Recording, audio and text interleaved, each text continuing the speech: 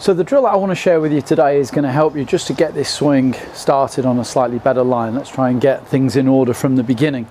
And understand that when you're looking at your golf swing, if all you're doing is working on impact, just remember that's meant to be the fastest moving part of the swing. So that can be pretty tricky to try and change. So we can sometimes influence impact by making sure we at least get this swing started off in the correct manner. So what we're going to do, with the help of a trusty T-peg stuffed in the end of the grip, ask you just to take your setup.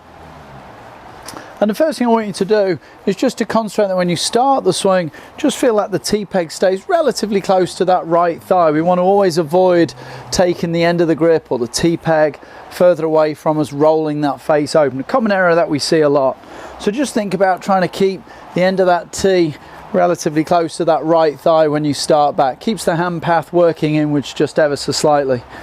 And then once you feel the hands are over the right thigh, start feeling that the wrist can work the club upwards. So by the time you're at left arm level with the ground, can you get the T-peg pointing at the target line or just slightly inside the target line? And I know there's been loads of really good players who haven't done this, but let's just give ourselves half a chance and see if we can just get the club moving in a better place, so that now we've got a nicer chance delivering the club back to the ball in the right spot.